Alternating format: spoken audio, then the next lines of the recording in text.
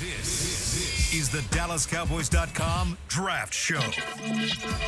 Your war room for insider news and draft analysis from deep within the confines of Cowboys headquarters at the Star in Frisco.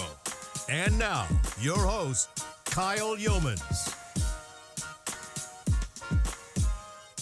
Today is Thursday, February 27th, 2025, and we are 56 days away from the NFL Draft in Green Bay, Wisconsin. Welcome into the Draft Show presented by Miller Lite, the only beer of the Dallas Cowboys. As again, it is NFL Combine Week. We've got everyone spread out throughout the country. We have Vach Lombardi and we have Aisha Morrison. I'm Kyle Yeomans with Chris Beam in the back. Is it stressing you out yet? How many days? That's what I was about to say. Numbers?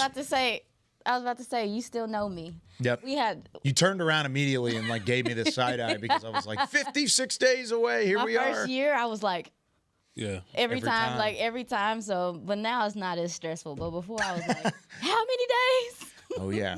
Yeah, we're closing in on the That's a lot of time, though. Half-century mark. It is a lot of time. Mm-hmm. I still feel like I still got a lot of players to learn. Because it's technically February still. So, in my mind, I feel like we got a little, minute to do this. Now, if it's April 1st, oh, yeah. Y'all like, all right, y'all, in 4 weeks, and, then we going to start to, close. Shake our heads a little bit. But, man, we got February and March, man. We good. No, you got time. And obviously, we've been seeing some of the names come down that aren't going to be performing, not going to be, working out. This is the time, Combine, Senior Bowl, this is the time to gain information, whether it's negative or positive. Trading up for that first overall pick, man. We need to go back and watch some Travis Hunter films. So petty, hey. Grow up. Okay, enlighten me and enlighten those. That is a report that is out there right now. Mm-hmm. Yeah, man. So allegedly Florio and the characters, I'll go ahead and pull this up on my Twitter machine. Apparently Florio and the boys was on 105.3 The Fan, and boy, you could tell when something happens because everybody started to text you immediately or whatever. Yeah. And it was all like, let's see, and this is from RJ Ochoa on Twitter. Shouts out to our guy, yep, RJ. Mike Florio on 105.3 The Fan on Thursday morning at the NFL Combine. I did hear yesterday, you hear all sorts of stuff, and I don't like to traffic in stuff because you never know what is accurate. But please, but let me say it nonetheless. But I did have someone way to tell hedge me, your bets, Florio. But I did have someone tell me that the Cowboys have talked to the Titans about moving up to number one, and I'm just like, man, what are we doing here, man? What are we doing? Some of these other reports. Oh, I heard that the Falcons are interested in Micah Parsons. Of course, he's one of the best players. Yeah, we should all be interested in all these. I just think we need, this is the time where clicks happen, and everybody's on the internet trying to Google they favorite player and their team just to, get somebody to click their little website. I'm not accusing anybody of lying. Yeah. But, somebody out there is probably lying. I can tell how y'all word tweets that y'all don't have any honor, man. So, I can say that because I don't work here. I can tell how y'all word your messages. But it is what it is. We are not moving up the first overall. The Cowboys are going to do what they're likely always have done. They're going to sit in there and they're going to make a pick at 12, or somebody's going to call up and they're going to move it back. You're not moving up to first overall to give up a ransom when your team needs everything. It don't make sense. It's funny. It was funny because when I seen it, I'm like, they don't know that Cowboys Nation knows that this is not how the Cowboys get down. We're on to you. That's the biggest thing. Is y'all can't gaslight us. We literally get gaslit on a regular basis. We know when somebody is BSing us low key. Yeah. So yeah. It is lying season. It is official. It's the end of February. Kyle said they lied. I said Kyle, I don't know if they lied. Kyle being Kendrick over here. Somebody there. That's the thing is whenever you go to the Combine, and Florio's right, and he did hedge his bets by saying this in the fact that he has no idea whether it's true or not. Yeah. Correct. Yeah. You don't know if it's true or not. I'm going to say it. This one is, but he's still going to say it. He's going to get the clicks. He was probably having a drink with somebody at Kilroy's or Prime 47 or whatever it ends up being, and then ends up getting a little bit of a scoop out of it. But that's how it works in the NFL Combine. You get an opportunity to take it, and you make the report out of it. If you're thinking Travis Hunter at number one, that's not happening. It's not for the Cowboys. I think nomenclature is important. Okay. Like the words they use and how they say stuff, sure. Right? If you read this tweet, and, Cowboy fans, just like I said, we should be used to this sensational type tweeting or whatever, right? But just read what they say. Oh, the Cowboys have interest in Mason Graham.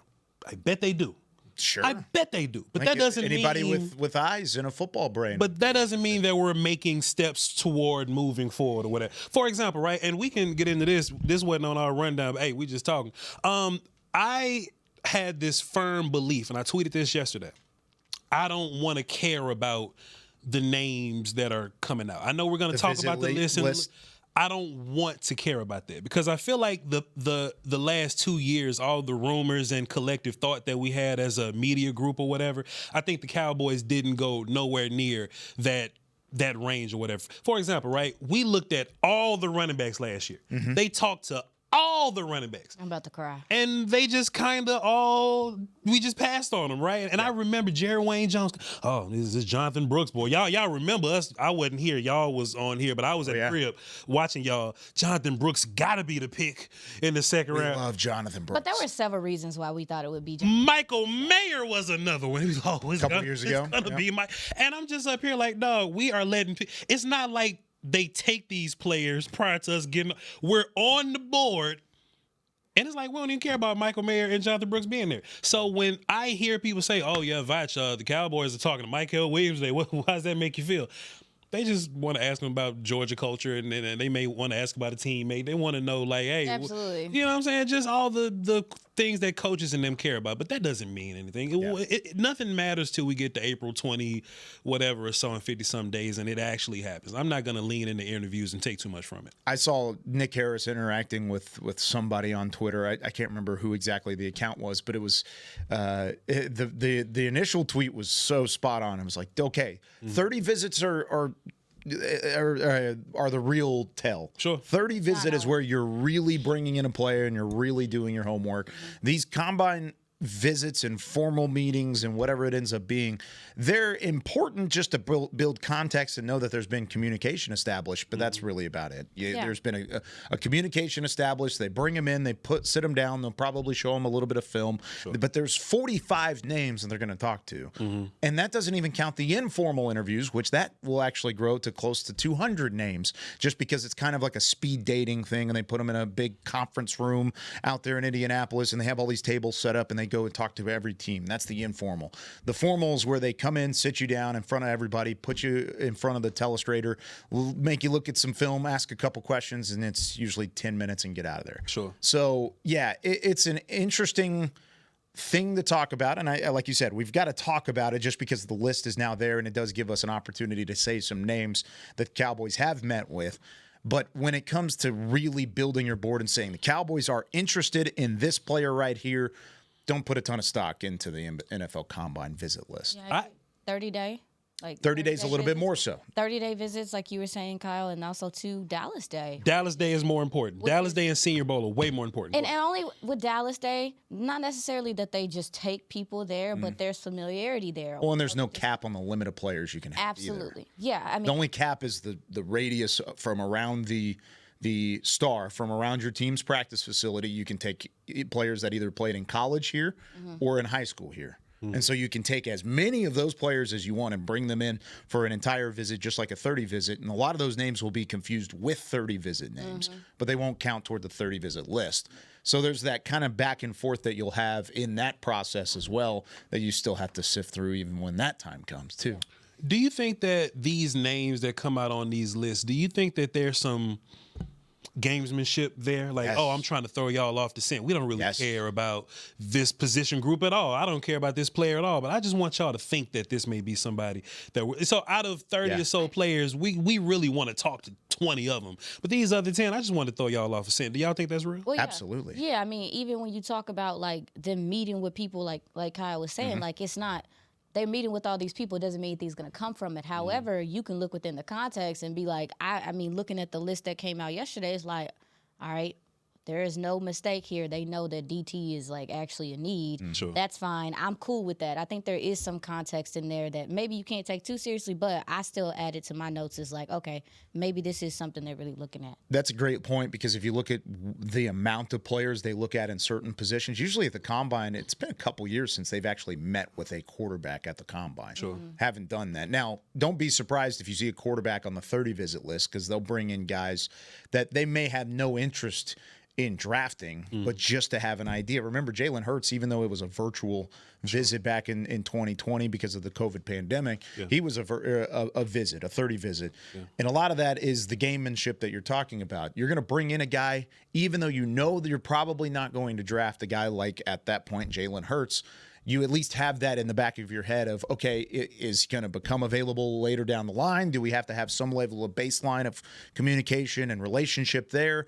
Or if he's an opponent and he ends up in your division, you kind of know some of the things about him on the back end, too, that'll help you from a gamesmanship standpoint. Were you alluding to some gamesmanship from maybe like the agents and stuff as well? Like when you talk about Twitter, you talk about people tweeting out like, oh, this guy met with this guy, whatever, just kind of putting some smoke into the room? Or is that what you're alluding to, too? Or I'm asking. I didn't have an example in particular, but I can imagine that let's say there were some trade back, type of deal or whatever, right? Oh, we love Jackson Darden. We'll take him at 12. Just to see if anybody would hear from you, or just to the Cowboys, are they really interested in quarterback? Because that whole drafting Jalen Hurts thing while Dak was here, that was a thing. Like, people talked about that for a little bit, right? Are the Cowboys really? I mean, it was a conversation, but was it really a conversation? It probably wasn't really. So really, I just think that they're just trying to muddy the waters a little bit. Yep. And I see these lists, and I'm glad, because I'm a content guy, I'm a YouTube guy. Vash Lombardi, by the way. I'm glad to have stuff to talk about in February, March, and April, man. But let's just keep it a buck here, man.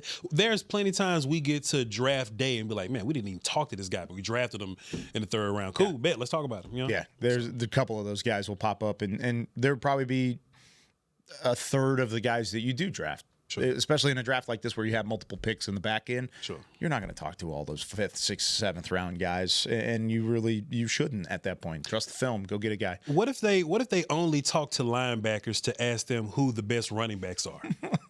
That's fire. That's 4D chess right there. So let's take a look at some of the list and these linebackers. So Shamar James, Florida. Jeffrey Bassa, Oregon, who we've talked about on this show a couple times. He was a standout at the Senior Bowl. Yeah, really liked him at the Senior Bowl. Carson Schlesinger from UCLA, Danny Stutzman from Oklahoma, and Barrett Carter, who I really like out of Clemson as well. Those are the guys that they've talked to out of the linebacker room. Any of those kind of stick out. And, hey, you're talking to an Oregon linebacker. They played Boise State. Man, they're like, what do you know about Ginty? Yeah. How was that preparation? How was it getting run for 174 yards over the course of that game? I'm sure they have plenty to say. Even the down linemen and safeties got a lot to say about old Ashton there.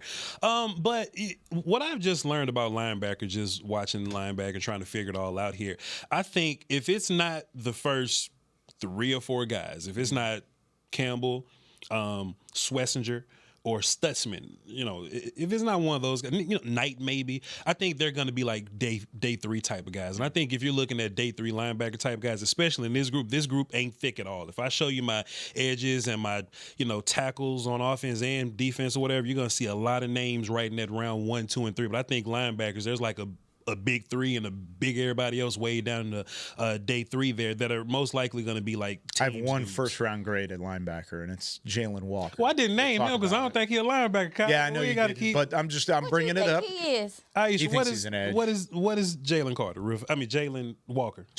Jalen Walker. It's 1,000. Jalen Carter. He's a defensive tackle. It's 1,000 Jalen's and Tylers coming up. Aisha, what is Jalen Walker to you? A linebacker that can pass rush. There you go. Does he cover well? Does he move backwards well? Does he flip and do all the sideways things well? Why we got to do this again? Huh? Hold on. Huh? Not necessarily. So he's more of like an edge, huh? He just stand up sometimes, right? See, but that's the thing that you were just talking about with the linebackers. One thing that I was looking at last night and noticing, and even watching some of these guys was. Coverage ability is something that these guys are almost having to have now. And so when you talk about a Barrett Carter out of Clemson, it's like, okay, I like the authority he plays with. Obviously, he's a heavy hitter, but this is a guy that did line up in the slot. Yep. That he can do that too. So it's like, I think now that coverage is becoming as important as it is, that guys are losing points if they can't cover as well as the other guys. Because I remember the Senior Bowl, that's what everyone was impressed with. The linebackers that could cover, the linebackers that could literally carry the receivers down the field. That's a new thing, man. Carter specifically has that change of direction, too. Yes. Oh, absolutely. Tell me a little bit more about what you've seen from him, because I thought he's got you could see the IQ. You could see how he reads an offense, how he reads motion, and is able to kind of maneuver around it. His size is significant. I think there's a lot of smaller linebackers in this class. Heady linebackers, athletic linebackers, but they're small framed. Yeah, but they tiny. But that's also, too, to me, because of the demand to be able to pass rush. Because the one thing that Carter can do is rush the passer. He shows some blitzing ability and things like that. So, but one thing I will say is that it seems like people weren't super impressed with him this season. Sounds like I wasn't. Who is this? Yes, Barrett Carter. Barrett Carter, yeah. People were a little down on the 2024 season he had as opposed to the year prior. I mean, I glanced at him a little bit, and it seemed like it was some uncertainty there and things like that. Sure. But then you watch him at the Senior Bowl, you watch him moving around, you're like, oh, okay. Or was he at the Shrine? I keep getting them mixed up. But don't let Jim hear me say that. He's not there anymore. Yeah, Jim doing something. Yeah, he's at Oklahoma. He's up in Norman. He's fine. Don't let me get beat up. But but no, I think that that's why we have the combine, because this guy, you're going to be looking at how he tests. I feel like he's going to run fast. Obviously, that's his thing. But like, people are looking at, this is what the combine is for. It's like, hey, you had a down year the year before? What you got, so I can kind of marry that to the film I seen about you previously and be able to say, okay, this is what he really is for real. Yeah. I've been watching Carter since like 2022. We just keep watching him. Like, okay, tell me he was a 5-star guy. Yeah, he took a step from his freshman year to his sophomore year. Sure. And he took another step from his sophomore year to his junior year. And then his senior year. And I thought his senior year was comparable to his junior year. And I think that might be where some of that disappointment lies. I think he, just like a lot of guys in this little range, and we can talk about where you got some of these guys ranked or whatnot. I think he's a fantastic moving forward guy. I think he's a fantastic athletic guy. I think the diagnosis is kind of going to get him in trouble a little bit. Yeah, he's uncertain. I think he guesses, and I think that's worse. Like, if you're a guy that you may not see it as fast, but once you see it, you get there. Yeah. I can kind of live with that. I don't want you guessing, because if you guess and go the wrong damn way, then now you way over there, and the league is only going to get faster than that. I thought Carter did that a bunch, but when you get to the league, they're going to give you a certain list of jobs that are probably going to benefit who you are. I wouldn't ask him to cover and go backwards that much, but when he gets to the league, they may only ask him to move forward and blitz and pass rush and things of that nature and just play base style linebacker. I feel like I liked him in coverage. I didn't. I watched SMU, Texas, and Stanford. Yeah. And I liked him in coverage. I agree. I don't see the same level of guessing that you're talking about. I thought I saw there were times where he would get washed out. Now the play in front of him wasn't very good either. That Clemson defensive line wasn't as good as they've been in the past. However, I think there were times, especially in that game. I mean, we're looking at SMU tape right now. But there were in the ACC championship game against SMU. He took over at times in the middle of that third quarter, and I think that's something that at least stuck out to me. He did bat down a pass in one of the games that I watched. I can't remember which one it was. Sure. And so I don't know. I don't look at him and say guessing. I look at a guy that had 30 tackles for loss, that had 20 pass breakups, he had 3 interceptions. He was a guy that I thought was versatile. Wasn't perfect. I don't have a first-round grade on the guy. I think he's more of a 2 or a 3, but it's still something that I think you can employ with the change of direction and the athleticism that he does possess. If you watch Carter and cut him off and then cut on our guy from UCLA, Swessinger. I have Swessinger above him. I think it's a large gap of processing ability. And maybe some guys grade certain things a little harder, right? I grade linebackers on mental processing very hard, because I think that's most of your job. That's 70% of your job. Yeah. So when I see you kind of guessing a little bit, when I see you kind of, somebody misdirecting your life away, like, that hurts me a little bit. You know what I'm saying? Not there's a bunch of weird motion in front of you and we just kind of double reverse. I can let you live with it. I can live with you kind of getting lost in that. But I mean, like, we run and counter, and your pullers is going this way, and You're going the other and direction. you going this way. Now I know I got to give guys some grace because I don't know what's being called. I don't know what you're being coached to do. So that's the hard part about us and us doing our job or whatnot. But there are times to where if you compare him versus some of these other guys that I think process really well, I think Chris Paul processes really well. Yeah. Jahad Campbell processes really well. And if he misses, he's athletic enough to get back over there, right? Like, I just think it's a bit of a gap between the guys that I think process well versus Carter. And I'm looking at guys, like you said, all those guys you mentioned, Carter, Schlesinger, Bossa. I'll throw Demetrius Knight from South Carolina in there too. Chris Paul out of Ole Miss. All those guys have one thing in common: they're under 6'2". Sure. They're smaller framed guys. That's what I was about to say. Are you so obviously it sounds like you're a little higher on Barrett than Vach is. But do you get some Jeremiah Trotter vibes as far as the size, the limited ability, and those things? Immediately when you start talking about him, I started thinking about the things we were saying about Jeremiah Trotter last year. I think, now, don't get me wrong, I think Barrett is more of a natural athlete. I think he covers more ground. He's a thumper, too. Absolutely. Yeah. I plays with authorities in my notes. But I kind of saw some Nick Bolton in there, too. Okay. Not necessarily the same player, because Nick Bolton's an undersized linebacker, but Nick Bolton's probably better at the recognition side of things. Sure. But sideline to sideline ability, I think he still has that. I think he has the coverage ability that Bolton has.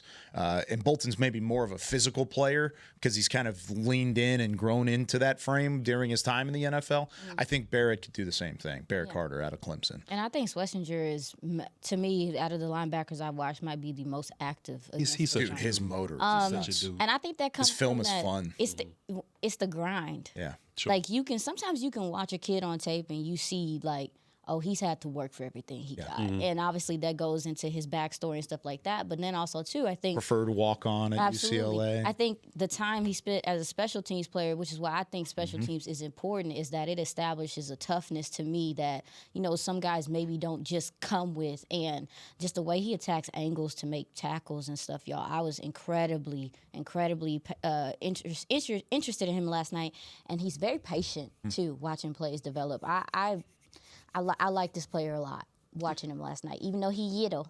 He is a little bitty. Yeah. Little. Let me ask y'all this: what do y'all think about Kaiser from Notre Dame? Because this is me trying to get to learn y'all a little better. Because Carter, who is the more athletic of the group or the two or whatever, just me looking at my board, right? Kaiser was a guy that processes his lights out. Oh, but he let not fast people beat him to the corner. You know what I'm saying? So I'm saying all this process, but I love athletes too. So there must be balance here. But I got Carter way over guys like Kaiser. What do y'all have guys like Kaiser that they may not be the athlete, but they process their ass off? If Dallas was looking for a day 3 linebacker, I think I would look for Jack Kaiser. I think Carter and Kaiser. I mean, you've got Carter way down then. Sure. Yeah, see, I've got him as a day 2 guy, but cool. Kaiser is a day 3 guy for me. The way I looked at him, my pros were can and will play all over the field. High football IQ is apparent, making quick reads and using a quick first step to attack the ball. Waits for the perfect time on blitzes and created problems and pressures in the backfield. The cons was not great with change of direction and coverage, tends to get washed out of contention near the line of scrimmage, especially in run defense. Could benefit from an extended period in an NFL strength program, room to grow on the physical side of things. But he's super experienced. Nobody in the 138-year history of Notre Dame football has played more games in a Notre Dame uniform than Jack Kaiser. And we talked with him at the Senior Bowl. He's got the right mindset. He's got the football IQ. I think he needs some fundamental teaching, some footwork too. That was kind of sloppy at times. For the most part, I think Kaiser's going to be an NFL linebacker that we'll talk about for a couple of years. But for the most part, just not a guy with the high ceiling. He's kind of limited in what he's going to be able to do. Very interesting. You talked about the coverage ability, Kyle, and I mean, I thought at the Senior Bowl that he showed some ability to do that a little bit better as opposed to what you see on tape. And that's what we're looking for in these, like, when you go against the best of the best, have you been working since the season ended? What have you been working on? I thought that I saw him be able to cover a little bit better. He carried some receivers downfield at the Senior Bowl. Obviously, that was something he's been working on. I do think his time as a quarterback also plays into the way he processes because he's a former quarterback. Kaiser? Yeah. The way that And I agree with you in half of that sentiment. The one side of it is when you're covering at the Senior Bowl, a lot of times you're covering going into that snap. I'm tracking that. It's just the ability. It's the like you talked about the change of direction. Yeah. The fact that he didn't look choppy doing it, because that's what I saw on film was that it looks choppy. Looks like he's tripping over. And you talk about best of the best. They played the best of the best. I mean, they played 25 games almost. You know, like they're going all the way to the title game. Yeah. And there were times where, I'll go back to the A&M game. I thought A&M torched him at times. Yeah. Especially over the middle of the field. There was a lot of reaching up and missing the ball. Yeah.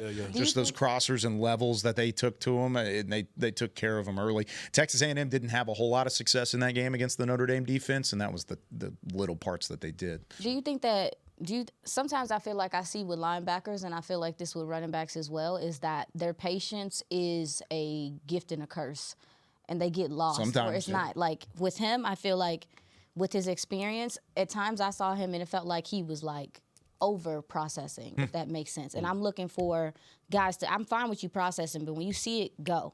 Like, well, he's not fast, so that might be it because he don't move that fast. No, he don't move that fast. Y'all, if we're talking about guys in the combine that are not going to run fast, Kaiser might be one of those guys. Okay, well, yeah, I'm not incredibly high on him. I see why some people would be interested in him, but I'd be cool with him on day 3. The lack of coverage ability at the linebacker position scares me. I mean, it's day 3. I need all the picks, dog. I'm trying to. You know. I'm still looking for the veteran that can help me right now. You know what I'm saying? You know, Gilmore was a 6th-round pick 2 years ago. I'd rather get that than a. That would be fine for me if you do something like that. I would love to pair him with a veteran. You know, I would like to have Kaiser in that fold with the veteran. I'm going to read this list of names, and then we got to take our first break to go to Twitter on the 20. These are some of the other confirmed reports along the way. Jordan Birch, Oregon edge rusher. Princely Umami-Ellen, one of your favorites out of Ole Miss. Michael Williams, as Vach alluded to earlier. Those are the 3 edge rushers that have been reported so far. Alfred Collins, defensive tackle, Texas. Kenneth Grant from Michigan, another D tackle. Cam Horsley is a name we haven't talked about yet, out of Boston College. Has anybody seen him yet? Talked about him yet? I have not. No, I watched him this morning. Did you? Maybe we'll come back to it. That might be my Twitter on the 20 question. Walter Nolan, defensive tackle, Ole Miss. Peyton Page is a guy that I haven't looked at yet either. From Clemson, defensive tackle, and then Trey Amos, one of the corners we've talked about on the show a couple times, also out of Ole Miss. All right, let's take our first break. When we come back, it's time for some Twitter on the 20. We've got some great questions along the way. Plus, we're going to have Aisha tell us a little bit about Cam Horsley, the defensive tackle from Boston College. More of the Draft Show right after this. Aisha, life is a workout, and Smoothie King is here to help you power through.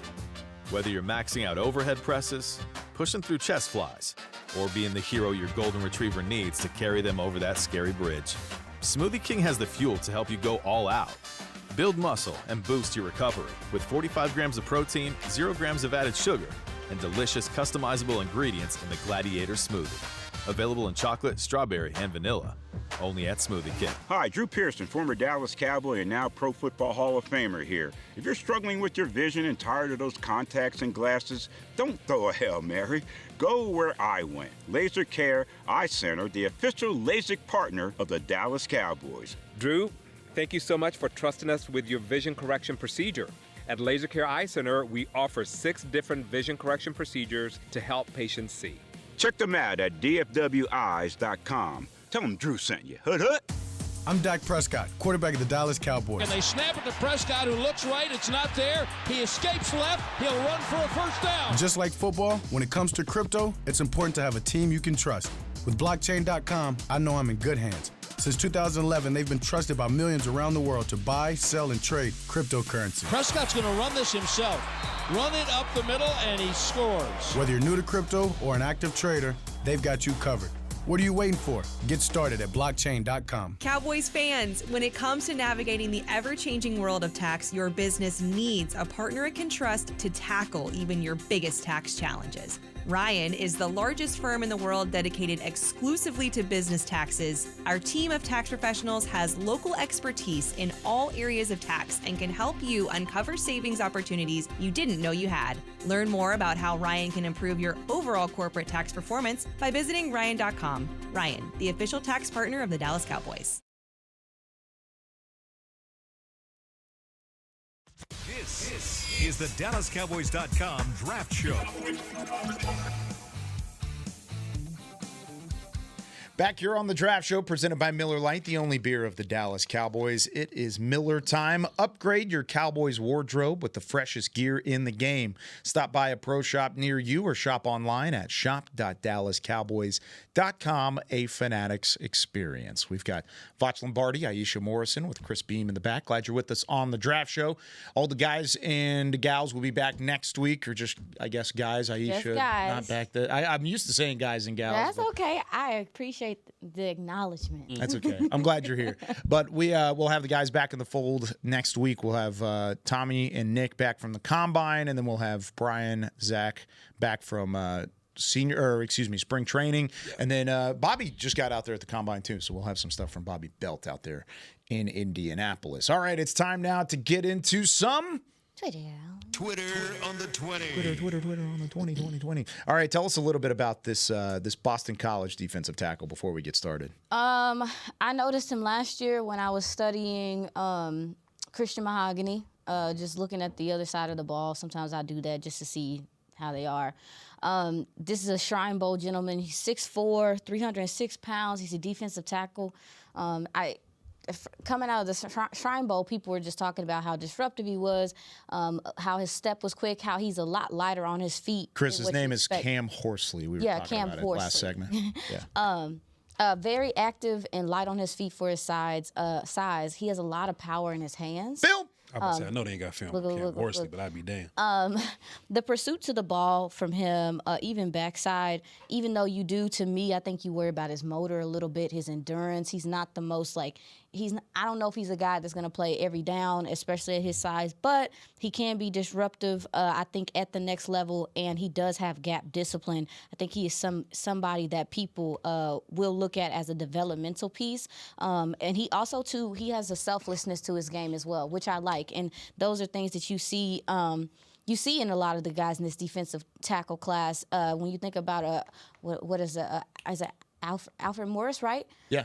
Alfred Morris, just the ability to be selfless and understand, I'm just holding up double teams. I'm just here for decoration. I'm here to make other guys. Alfred Collins? Alfred Collins. The Texas D tackle? Yes. Is that who you're talking about? Yeah, Alfred Collins. Alfred Collins.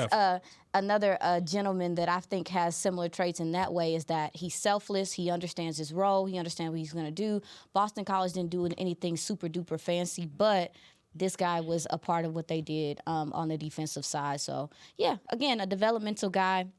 I think he still has a lot of room to grow from a pass rushing standpoint and stuff, but you do see the traits there, and he has the power as well. So, yeah, I mean, whatever, y'all. I mean, I didn't watch that much tape, but I got a couple games in. I will say this: you can learn a lot about one's highlights. Mm-hmm. The highlights. So I don't want to say nothing else. You know what I'm saying? Shouts out to my boy. I hope you do great out here. You know? Yeah, he can get high. He can play kind of high when he gets tired, and that's the thing that I noticed with him is I don't think his motor. I'm trying to kill people. Damn. Wow. His motor runs hot. I don't think it does. I think he can tire out later in games. So rotational piece, but whatever. This is a good reminder as we are watching some of the film here from the Boston College D tackle. I keep forgetting his name too, Cam Horsley. So these aren't always highlights. This is film. I mean, they're just clipping it together and putting it together. Okay, it's not always highlights worthy. Next question, and this comes from Brandon on Twitter. What up, Brandon? He wants to know why the LSU offensive lineman Emory Jones is slipping down draft boards. Why is Emory Jones not getting the love that he once did at the beginning of the NFL draft process? I think when we start this process, I think guys reach for names that they recognize, or they reach for the hyped players. And sure, maybe there was this hype around the LSU, tackles or whatever. Hey, it's two of them. Y'all go why? And he may have started in the second round, but the more you watch film, I mean, the more you'll probably just put guys over him. I think teams are gonna look at him and they're gonna, look at his length or his not length, or they're gonna say that guys are a little more powerful than him or they move a little bit better. He's one of those job done, doesn't look pretty, high effort guys or whatnot. So he doesn't have horrific film, I'll say, but when we look for film and we look at your college stuff, we want your college stuff to be fantastic so that we can imagine if you get to the league, you'll at least be good if it's fantastic. I think he got some real cool college film. So that's up to you to imagine how that'll translate to the to the next level. Some would say that his hands are a little off, or that he doesn't pick up his feet and move them all that well, that he gets over his skis a little bit. So nothing bad about the player, because there's a bunch of tackles that do that. I mean, that's what coaching is for. And maybe with a little bit of coaching, he can overcome those things. But just the more tackles you watch, the more you just may like someone over him. Yeah, I don't like.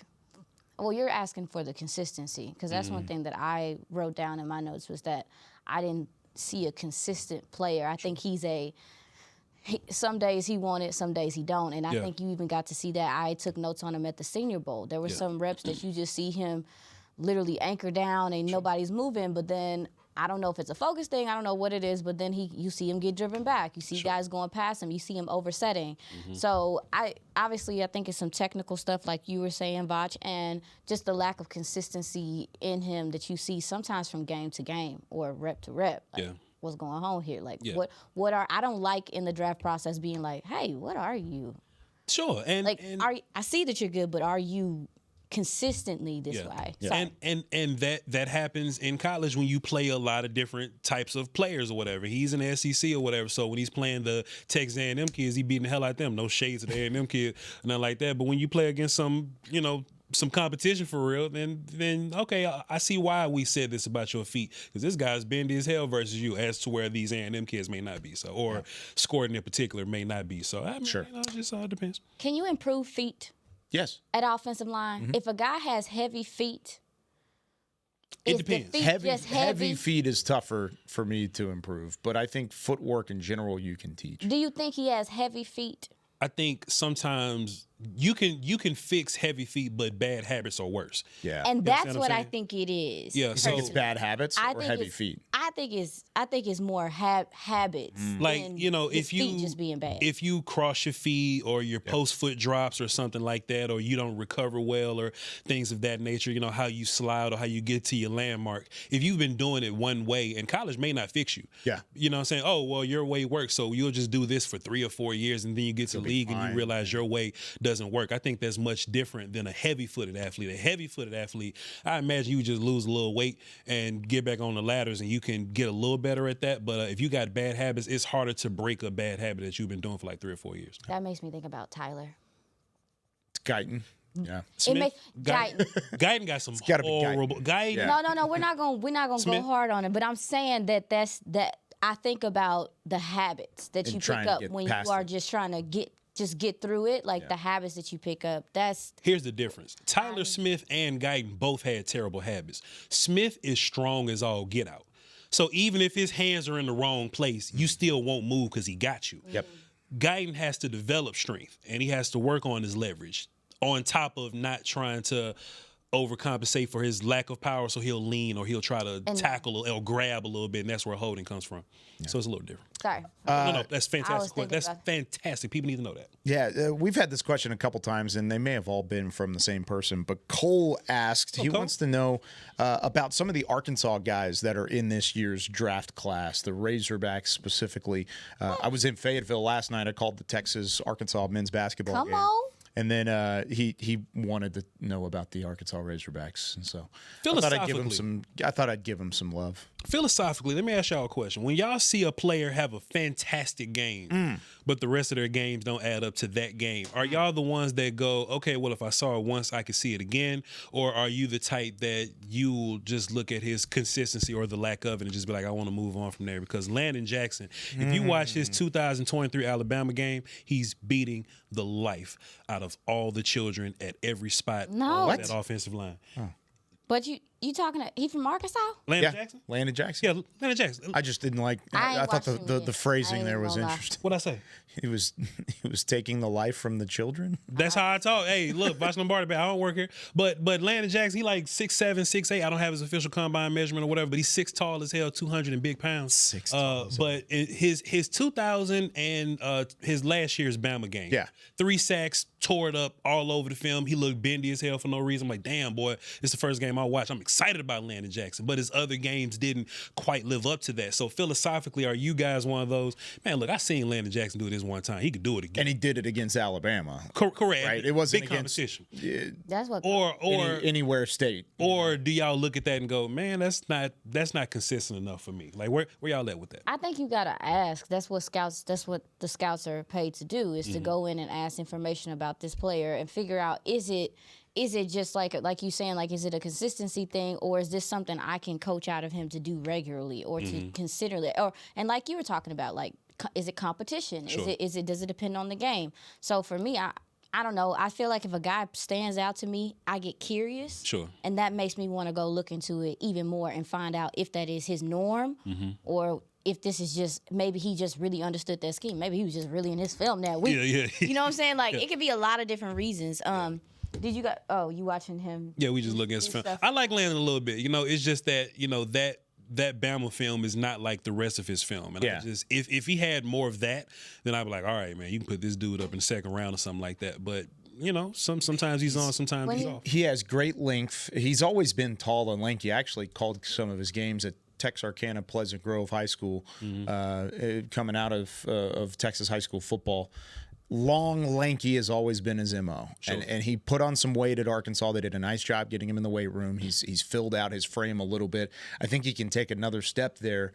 But you can't teach the length, which I think is significant. What you might need to try and teach is how to move the feet at times. He was slow off his break. He was slow off the line of scrimmage. There were times where he would get kind of bullied by the bigger offensive linemen that were able to kind of combat the length a little bit. You talked about earlier those guys that were playing, or the Emory Joneses of the world, and the Will Campbells and stuff like that. He struggled against those guys. Yeah. So if there was an offensive lineman that combated the length, which that's what he's going to see in the NFL level. He's going to see long, lanky offensive linemen too.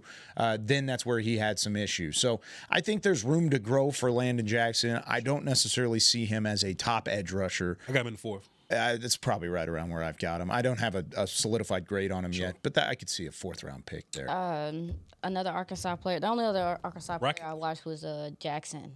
Jaquindon Jackson, the running back, former quarterback at Duncanville High School. He's the only okay. Duncanville. No, the only other Arkansas player. That's a. You don't know what Duncanville is? Duncan. You need to learn. What's that? You need One to of learn. the best high school football teams in Texas. I just moved here. I know you did. Okay, like, I got you. Duncanville, they've got some. But go ahead though. Tell us about LaQuindon. No. Jaquindon. Jaquindon. Yeah, obviously. Jackson from Arkansas. What he's known for is The other Jackson. It's Jackson from Arkansas. Shrine Bowl guy. Go ahead. he's kind of a gentleman that can do a little bit of everything from the running back position. One thing that stands out immediately is the willingness in pass pro. Yeah. Awareness in pass pro. This is not the most light-footed running back you'll see him even run. He runs kind of flat-footed. He runs like a quarterback. Yeah, he runs. He'll be looking like Dak out there, the way he runs. Yep. And so he's flat-footed, so you're not going to see him. He has some. It's weird though because he does have some acceleration to him, and I think that speaks to his balance, especially someone that plays flat-footed, not incredibly laterally, dynamic. However, he can make some cutbacks and get upfield and make you pay. This gentleman also too has the ability to come downhill and be physical. He's not super heavy, but people do bounce off of him. I love the ball protection. I love the way that he's able to carry the ball, and the vision is something that I think is steadily improving as well. Yes, I think that's something he naturally has, and that's why he's not a guy that accelerates super crazy, but can get to the second level. So, yeah, I don't think enough people have been talking about him. He's really let down a lot of people's boards because this running back class is good. I think if he wasn't in this class, he might be a little bit higher because he can literally do a little bit of everything. And I think coaches will look at that and say, I can develop that into making you a star here or a star here. Players like Jaquindon Jackson scare the bejesus out of me because I'm looking at him as a raw prospect at the Very position. much so. Very raw. He's got all the athletic traits. He had that as a quarterback in high school. He was recruited to Fayetteville in Arkansas as a quarterback as well. They've switched him over once they kind of saw the rest of the guys there, and he loved it up there enough to stay there and work at his craft. You talked about the pass pro. That would be one of my first things you want to check off the list by a running back switching positions. You got to be able to block. And he does. And he does so at a high level. The only thing I can see with Jaquindon Jackson is the flat-footed, like you said, running style. It all kind of, the lateral ability isn't the same as some of these other running backs, but he's so new to the position that I think there's still room for him to grow in those areas. He's got great vision. He waits for blocks to develop in front of him. He runs behind his pads. A lot of that's just because he's slower to get going in the first place. Yes. But I could look up and see a couple of options, two different paths here for Jaquindon Jackson, one of which he ends up in a great situation and he's in the league and we're looking up 8 to 9 years from now. We're like, wow, he had an under the radar. I'm not going to say he's a star, but he had an under the radar productive career in the NFL. Yep. I can see down another path where he gets to a camp, kind of fizzles out, and he never really has a whole lot going in his direction. So there's a wide range of where he could fit. Most likely it's somewhere in the middle. I think he's a professional running back. I think he'll be on an active roster, but I don't see him as this bell cow back, 3-down back that you're going to give the ball to over and over and over. No, that's what I saw, and I was like, he's a running back. Yeah. That's what you take from it is, okay, this is like, I'm glad you mentioned that he was raw, Kyle. I forgot to mention that part. But yeah, he's a running back, and you can develop some of the things that he has. I understand why he is down so many people's boards because he still has a lot to learn, and he's a nugget. Yeah, definitely so. All right, last one on Twitter on the 20. Mike wants to know, what's your realistic nightmare scenario for Dallas at pick 12? What does the nightmare entail? We're trying to get Aisha stressed. Why would y'all want to talk about nightmares in the first place? Nightmares? I don't like the player that we really don't want to draft, or like realistic nightmare. Yeah. What would make you give a pin throw? Listen, man, I don't want to say this too much because every time somebody asks me this, I predict the nightmare perfectly. Like I don't want to say nothing about nobody that we drafted, but I don't want to say that. But hey man, I just think if the Cowboys overthink it. And they lean into development as opposed to just taking the better dude, then that'll be bad for me. For example, right, I just been watching a lot of mock drafts and keeping up with them, and, Kuiper put one out, and, Genty was way down in 21, and McMillan fell to like 19 or something. I'm like, man, like, how this work? How that happen? You know what I'm saying? I think if the Cowboys are on the clock and they pass on a guy like that, I would be gravely. You talk about a mic throw. I'm a pin throw. I'm throwing technology. Yeah, and get kicked out of here. You know what I'm saying? So as long as the Cowboy and look, if you drafting at 12 overall, man, it's hard to mess it up. Yeah, it's hard to mess it up. Just take a good guy and just. I wonder. That's been one of the storylines is Tetaroa McMillan, the wide receiver out of Arizona State, slipping. Yeah. Down draft boards. I even put out a joking tweet the other day on one of the reports and was like, yeah, I'd be down with that. I don't think he should go anywhere in the top 11 picks. Yeah, there's no way that he should be a top 11 draft pick. I don't know if Genty's going to fall. I don't know if McMillan's going to fall. Shouldn't. Neither one of those guys should, but we hear that type of stuff right around this time because what is it, Aisha? A few days. It's lying season is what I was lying season. For. Oh, I was about to say it's offensive line. Would anybody be upset at the offensive line? I think I'd be a little hot. At offensive line? Matt Owen in the chat would be upset at the offensive line. I would be upset. Oh, he would be? Yeah. No, I would be upset. I don't think it's necessary right now. I'm going to do a little dance up in this mug. We take one of them. I don't think But where are you going to put him? For who? I will figure it out. For who? For your right guard that just said I don't want to play football no more. That'd be a cool little. Okay, cool you're not drafting a center, so it's going to be a guard or a tackle.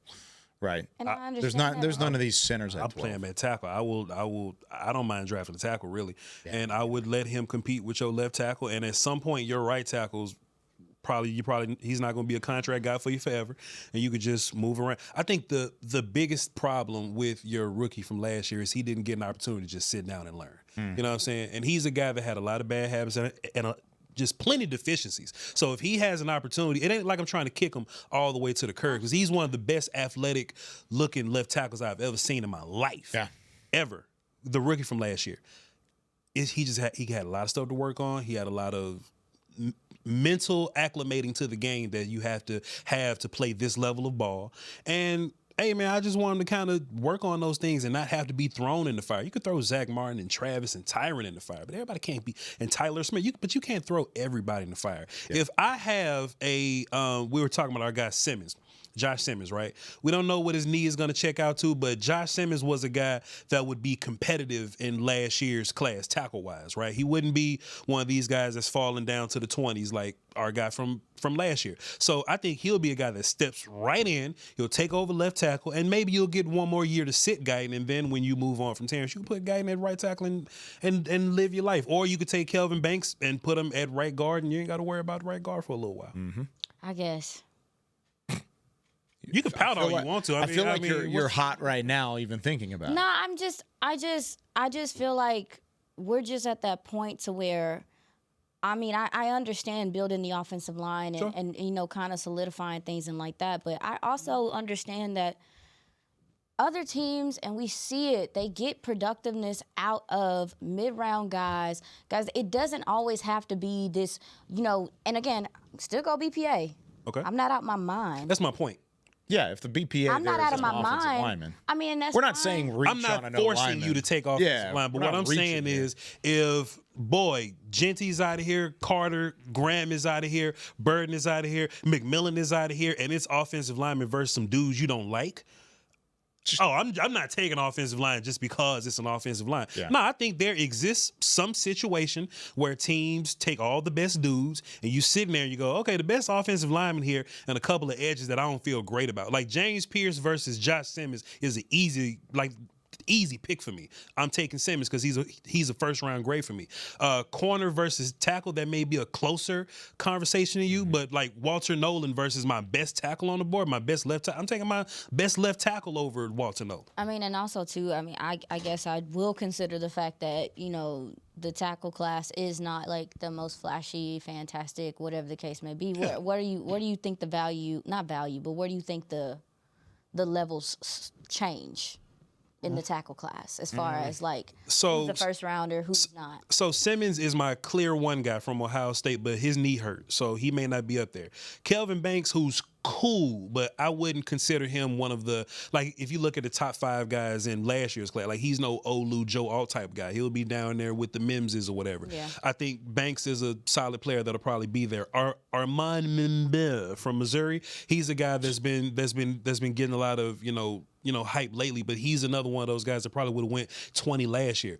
Besides that, Connerly, Cam Williams, Charles Grant from William and Mary Ursery, like those guys, I wouldn't throw first round picks at. You know, some teams probably wouldn't even throw seconds at them. So if you are in the littlest, the smallest market for a left tackle, hey man, take one and don't just say we'll just get one later. I don't even think that you should be getting left tackle later or just tackle later in general. It's either Simmons or Banks, and if it's not one of those guys, then I'm just moving on from left tackle and just drafting somebody else. But I think those guys are worth the pick at left tackle or right guard. I would throw Will Campbell into that mix. I like Campbell from LSU. He's a second round grade for me. So if it's Will Campbell versus Jahdae Barron, I'm taking Jahdae Barron. If it's Will Campbell versus Mike Green, I'm taking Mike Green. Will Campbell versus Kelvin Banks, I'm taking Banks. Or I would take Banks. Luther Burden or Will Campbell?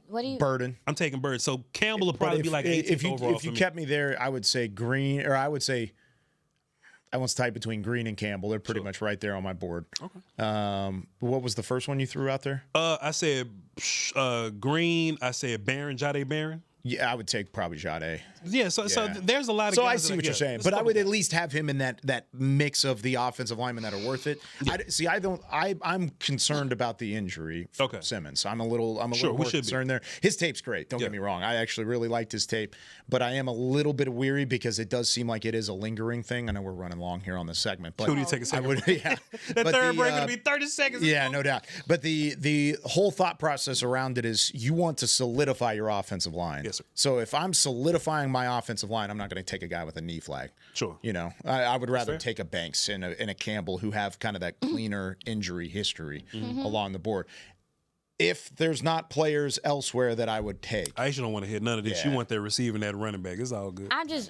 I'm just ready to attack skill position. And you're not wrong. I am. You're not wrong. If you're not going to attack the skill positions in the draft, Teteroa, or Burden are sitting right there, I'm taking all three of those guys over any offensive line. But they're all above Banks on my board. But they can't get the ball. But teams 1 to 11 may like them just as much as we like them, and they'll take Very true. So we had to be ready for that. Very true. All right, let's take our second break. When we come back, we're going to talk about some of the guys that are going to run fast this week at the Indianapolis Go fast. I don't know none of them. NFL Combine. Yes, you do. You know all of them.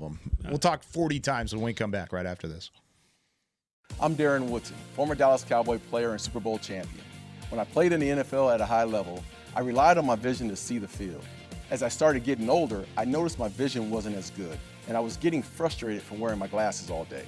I went to Laser Care Eye Center, and Dr. G talked about all the options. Thanks to technology and Laser Care Eye Center, I can see near, far, and between. Don't fumble your vision any longer. Visit them at dfweyes.com and tell them Darren sent you. They got me back on my game. Star Sports Tours is the only official fan travel partner of the Dallas Cowboys, offering exclusive game weekend travel packages with pre-game sideline access and photo ops with current players, cheerleaders, and Cowboy legends. You want to stay at a team hotel, attend the best tailgate party in Texas, tour the Star, and talk X's and O's with me, Everson Walls? With Star Sports Tours, you can. Visit cowboystravel.com to book your travel package today. Life is a workout, and Smoothie King is here to help you power through. Whether you're maxing out overhead presses, pushing through chest flies, or being the hero your golden retriever needs to carry them over that scary bridge, Smoothie King has the fuel to help you go all out. Build muscle and boost your recovery with 45 grams of protein, 0 grams of added sugar, and delicious customizable ingredients in the Gladiator Smoothie. Available in chocolate, strawberry, and vanilla. Only at Smoothie King. How about them Cowboys? Or how about them Tyson Cowboys Nuggets? As we cheer for the stars on the field, we love that we've also got some stars on our plate, thanks to Tyson brand star-shaped Cowboys Nuggets. That, along with all our other favorite Tyson Foods products, sure make game day special. Score some delicious Tyson Cowboys Nuggets and become a game day star, just like our Cowboys. As you enjoy your stars on and off the plate, remember, tailgates and game day have always been Tyson.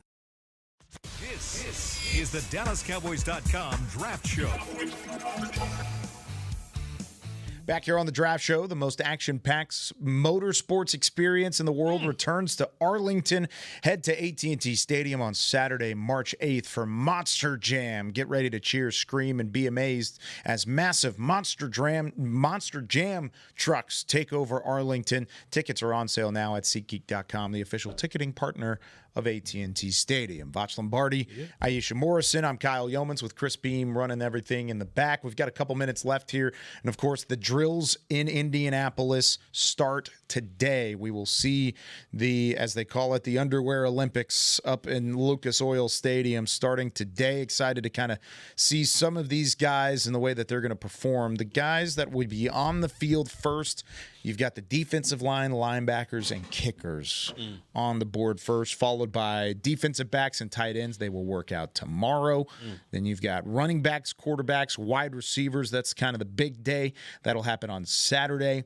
And then on Sunday, it is all about the offensive linemen. That is who is taking the stage.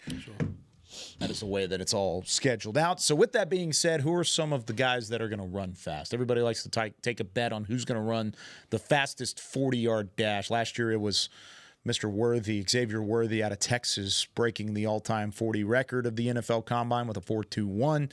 Who's going to run the quickest this year? Who you got? So I don't know who's going to necessarily run the fastest. That's more of a, y'all's thing. I just watch film, you know what I'm saying? Yeah, you're a film buff. So the fastest guy could be some corner that I never heard of, you know what I'm saying? But if we just talking about tackles, if I had to assume which D tackles are going to run the fastest today, I'm looking for Tyleek Williams, who's 330, probably 340 some odd pounds, and I just think he's gonna move around really well. Darius Alexander's probably gonna. This whole class is filled with good moving big guys, so we're probably gonna keep watching big guys run 40s, one techs in particular, and we're just gonna be more and more impressed with how they move. Walter Nolan's gonna be a good moving guy, and maybe I'm biased, right? But I just keep naming the heaviest likely to big move guys. But Caldwell from Oregon, not Harmon from Oregon, but Caldwell. Caldwell is another 330-pound character that looks like he's gonna move really fast, and I tend to clap for those guys a little more than the obvious run fast people. I don't like when they put these, Walter Nolan's gonna run with the D lineman today, and he runs a 4.3, and now we're like, D lineman running 4.3. Nah, man, put some 300-pound people up there and praise them for they 4.8s and 4.7s that they running, man. So that's how I think it's gonna go today. I can't remember. Is there anything came down on Shamar James at all? Nothing. I haven't seen. Well, I think he's gonna run. I know a couple Shamar. I know Turner. I know Shamar Stewart. Did I get his name mixed up? What school? Florida. Okay, I don't know. Haven't seen him. Is he a wide receiver? Oh, he's a linebacker. Linebacker. Shamar. What did you say his name was? James. Turner. It might be James? Turner. My brain. Stewart. I might have. Jefferson. I might have got. Don't do me. Shamar James. Yeah. Okay. Linebacker from Florida, 6'1", 226. He is way down my list. Yes, at the moment. But do you think he's a burner? He's dealt with some health stuff, physical tackler. But the speed that he displays to come from depth and make tackles at the line behind the line of scrimmage, I do think that he may surprise some people with his speed. But he also too, he needs to have a good day because of some of the things that he's dealt with his health and things like that. Pretty sure tackler, not a thumper, but a physical tackler.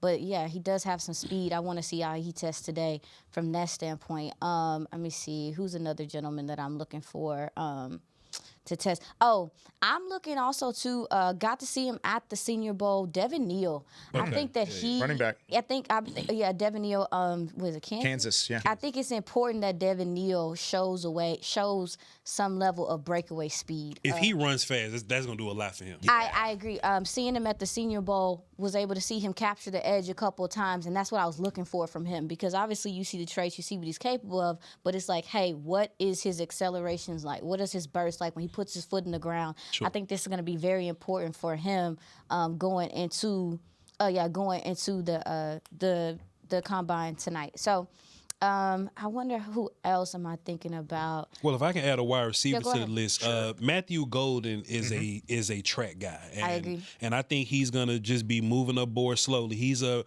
round 1 grade for me, but some people, they'll still draft him in the 30s. They'll have him as a round 2 grade. I wonder, because in his last mock draft, he was like a 23rd or so guy. He was in the early 20s or late teens if you look at different mocks or whatever. I wonder if he goes out there and runs like a track dude. I wonder what that'll do for his stock.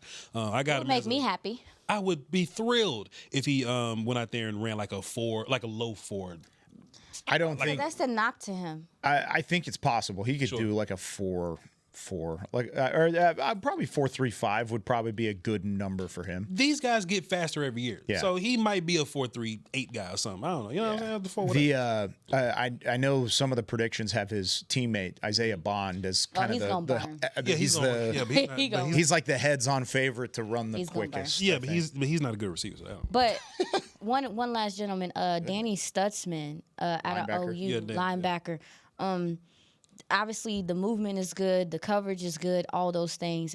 Leadership is there, but I also, too, I'm looking at how he runs today, because I do think there's some questions on his speed, his ability to close. Even though, like, the tenacity is there, he will drive on the ball. How good is his change of direction? But also, too, just how long does it take him to get going speed-wise? I'm looking for him as well tonight, and Michael Williams as well. Yeah. That's a good point. He's just fast enough, and if he's what I call Josie Jewell fast, I think he'll be all right. Because that was something we saw. What does that mean?